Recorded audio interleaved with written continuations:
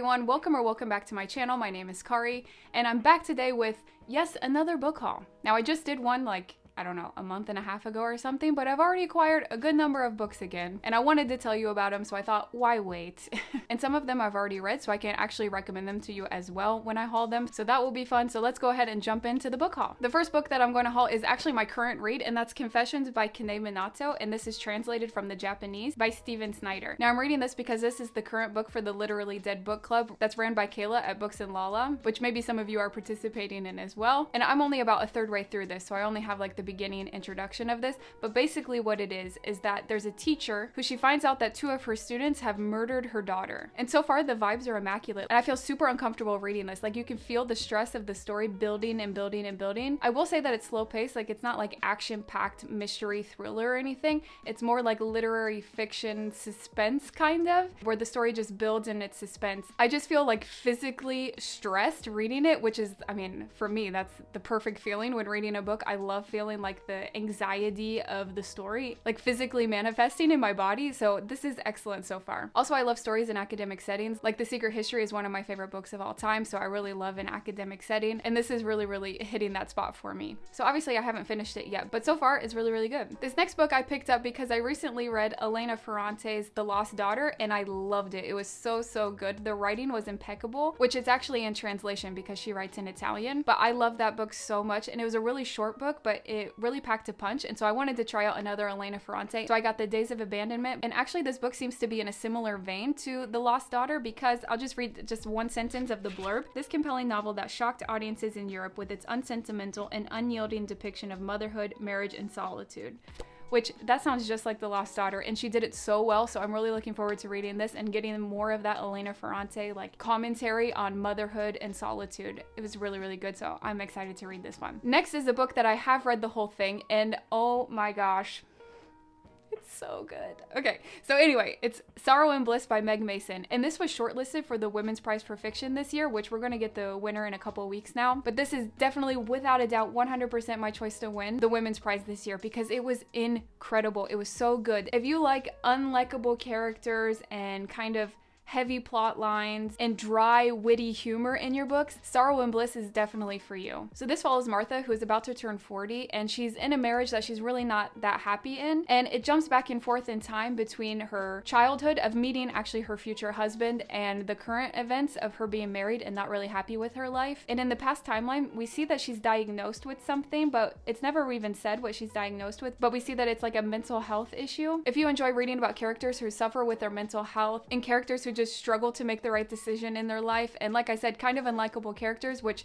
actually makes me like them if they're unlikable, this book was so good. Again, if you liked Exciting Times by Nisha Dolan, or even, I would say it's kind of like Sally Rooney. I don't want to say that it's just like Sally Rooney because it's not exactly like her. I would say it's more like Nisha Dolan, but if you like that type of vibe, so good. I would definitely recommend Sorrow and Bliss. And I hope that this wins the Women's Prize for Fiction this year because it totally deserves it. Next is a book that I've seen a lot going around on BookTube, but no one ever really pitched it to me in a way that seemed compelling enough to pick it up. But then Mara at Books Like Whoa, who I'm going to link down below, she read this, and the way that she pitched it just 100% sold me to wanting to read this book. So I'm going to link that vlog where she reads this because it was so compelling and she totally made me want to read this, whereas before I didn't really care, I didn't want to read it. So this is We Ride Upon Sticks by Juan.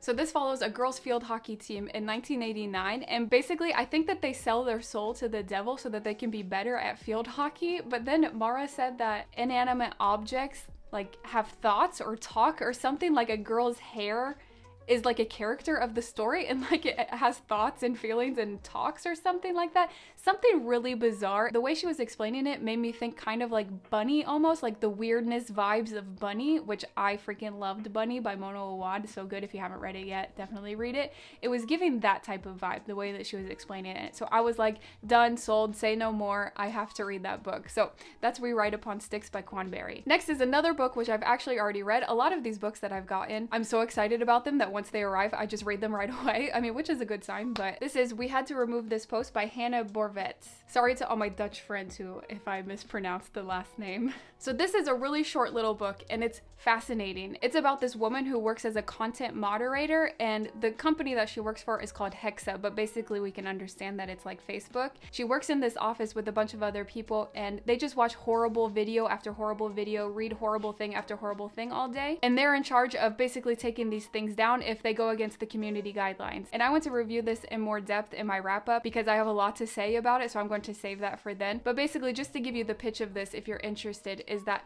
how does being a content moderator and seeing all these horrible things all day and seeing conspiracy theories all day, how does that affect the people who are content moderating? That it's their job to see this literally 40 hours a week, and how does it affect them? Super, super interesting. Would definitely recommend this. And like I said, I'm going to talk more in depth about it in my wrap up if you need more convincing, so look out for that. Also, I should say the translation of this to English is impeccable. It's done by Emma Rault. Seems like the original language was English, the way that Emma translated it. It was so good. Would definitely recommend. Next, I have You All Grow Up and Leave Me by Piper Weiss. Now, I'm pretty sure that this is nonfiction, and I don't want to read too much more into it because I don't want to know too much going into this, but I do think that it's a nonfiction about Piper, who when she was young, she was taking tennis lessons in like the Upper East Side of New York, so like really rich, ritzy neighborhood. Basically, they find out that the tennis coach was kidnapping kids and putting them in like a torture chamber or something like that. And like I said, I'm pretty sure this is nonfiction because on the back it's talking about Piper Weiss going through this, and since Piper Weiss is the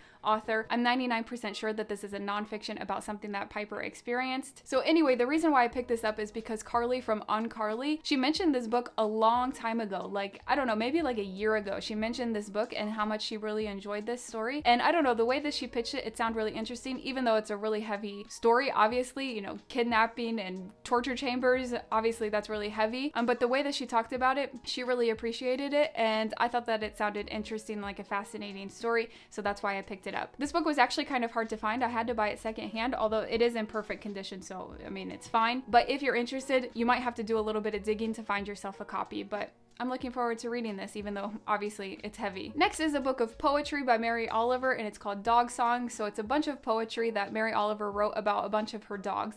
And apparently through her life, she had many different dogs, and she wrote a lot of poetry about them. And then, so they're all put into this little collection here. And I have 2 dogs, so I'm a huge dog lover. They're the absolute love of my lives. And maybe sometimes in the background of my videos, you can hear them running around or playing with their toys or something. But anyway, I love my dogs. I love dogs in general. So I'm really looking forward to reading this. I have a feeling that because it's Mary Oliver, that some of them are going to be kind of sad maybe, but I've actually never read Mary Oliver, but everybody on BookTube sings her praises, and I feel like that this is a good way to jump into Mary Oliver's work because it's about something that means so much to me, dogs. So I'm looking forward to reading some of this poetry. Next, I have 2 additions to my Clothbound Classics collection, which you can see behind me, which are these ones right here. So first I have Remembrance of Things Past, Volume 3 by Marcel Proust, and Remembrance of Things Past, Volume 2. So I have Volumes 2 and 3 here. Now you might be saying, Kari, where's Volume 1? You bought Volumes 2 and 3, but not Volume 1. Actually, these books are super hard to find because I think that they only published the 3-set volume of Proust's work during the first editions of the Clothbound Classics. Like, I'm pretty sure that they don't publish these anymore and that they only have like the first editions of them, so it's really quite hard to get a copy of them.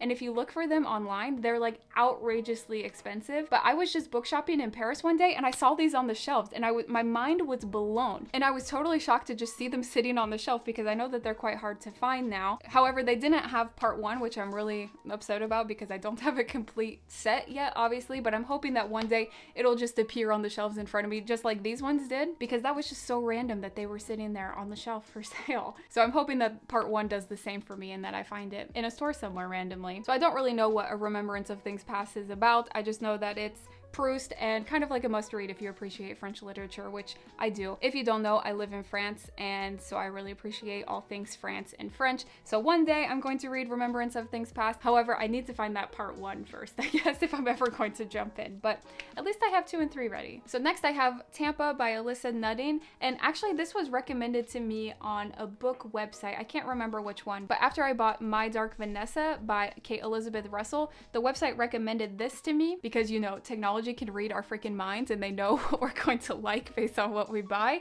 The reviews for this were pretty good, actually. So once I saw that it was recommended to me after buying My Dark Vanessa, I read the description, and basically it's My Dark Vanessa, but flipped on its head, that it's a female teacher with a young male student. But basically this is another heavy story of abusive power, and I think that it's going to destroy my soul just like My Dark Vanessa did. Next is another book that I bought because it was shortlisted for the Women's Prize for Fiction this year, and that's The Bread the Devil Knead by Lisa Allen Agostini. Again, another book that I've already read, but just to give you the elevator pitch for it. So this follows Alithea, who's about to turn 40 years old, and she's in an abusive relationship with her partner Leo. And so this actually jumps back and forth in time between Alithea's childhood and her present situation with Leo. And it's really just a character study of how does someone deal with being in such a horrible situation for themselves, because she knows that she can't leave Leo because then she would be left with nothing. She wouldn't have a house, she wouldn't have enough money to support herself, so that's what makes her stay with Leo. But then people start coming into her life where that encourages her to start questioning if maybe one day she could leave Leo. I will tell you, because I think it's important, that it's written in a Trinidadian Creole, which is super interesting to read. I think linguistic studies like that is super interesting.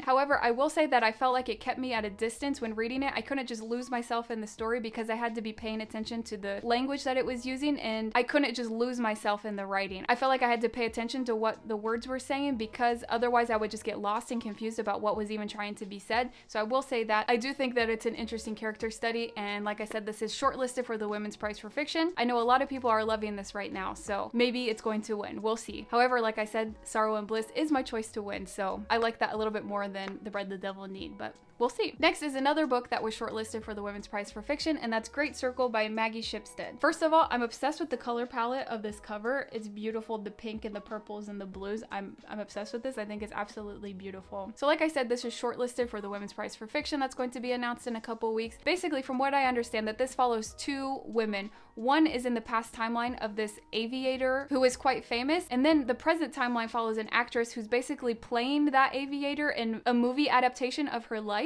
And so I think it jumps back and forth. It's supposed to be a really interesting character study of these two women. Also, it says that this was shortlisted for the 2021 Booker Prize last year, so this apparently is a darling of literary prizes last year and this year. And the last book of the Women's Prize for Fiction shortlist this year is The Island of Missing Trees by Elif Shafak. So this story has multiple timelines and also multiple points of view, because it follows a past timeline of this girl's parents and then a current timeline of her. And it's an immigrant story because the parents moved from Cyprus, I believe, to England. And basically the dad kind of confiscated this like little branch of this fig tree that they had in Cyprus, and then he planted it in England. And basically he was able to replant this tree in England, which isn't native to England. And so I think that you get multiple points of view of Ada, the daughter, the parents, and like even maybe like a third person perspective. But also I know that you get a perspective of the fig tree itself, of this tree that's growing in England that is not native to England. I know that a lot of people are loving this right now, and even people who aren't big literary fiction people are picking this up. So I think that that could give this a shot to win the Women's Prize this year, but we'll have to see. Next is a book that just came out, and it's a prequel to We Were Liars, and it's called Family of Liars by E. Lockhart. I actually have the Barnes & Noble exclusive edition, even though I'm in France, because I just had a friend who went to New York and they picked this up for me, so I'm really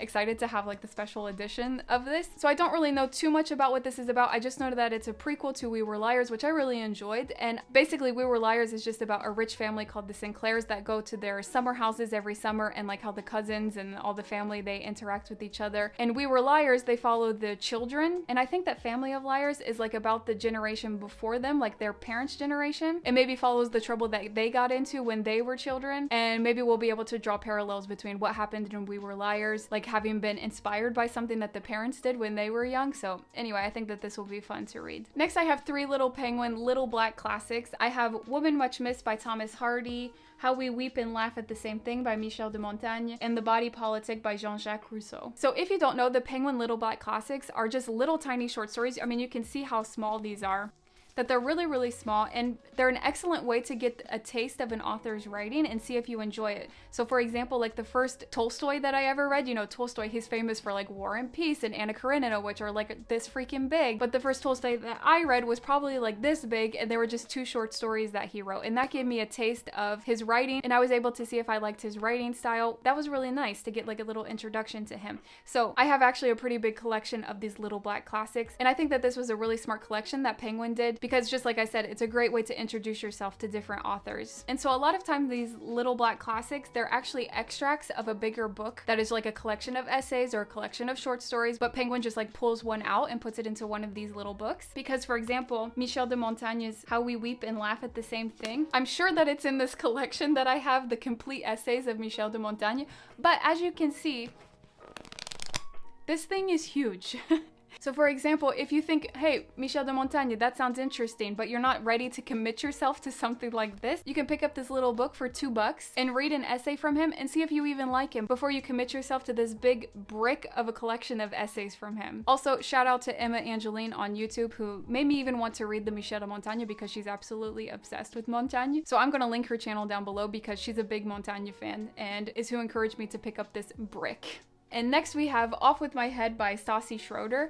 Stassi Schroeder is actually a reality star. She used to be on the show Vanderpump Rules on Bravo. So if you haven't watched Vanderpump Rules, I really don't see an interest in reading this book, but personally, because I used to really like that show and I really liked Stassi, and I've read her first book, I wanted to pick this up. And basically last year she was canceled. And in this book, she talks about the process of being canceled and all these things that happened to her because of what she had done. And I just wanted an inside knowledge of the growth that she did, the different things that she did to make herself better. And in this book, she talks about that. Also, I really love this cover. Stassi's obsessed with Versailles and Marie Antoinette, and you could totally see that in this cover. It looks like Marie Antoinette in 2022 on this cover, which is super, super cool. I love this cover. I think it's really cute. But like I said, if you're not a Stassi Schroeder fan or a Vanderpump Rules fan, I don't really see an interest in reading this, but it was just a little guilty pleasure read. So those were all my books that I have to haul for you today. I'm sure I'll be back again soon with another haul because it really wasn't that long ago that I just did one for you. I have no self-control when it comes to buying books, and I don't feel sorry about it because when I buy books, I tend to be really excited about them and I want to read them right away, so I don't feel guilty about it. Sorry. And this is me giving you permission to buy the books that you're excited about and not feel guilty about it. Because if books are what make you happy, then go ahead and buy as many as you want, because you know there's a lot of worse things in life that you can spend your money on. I don't think books are the worst thing to be spending all your money on.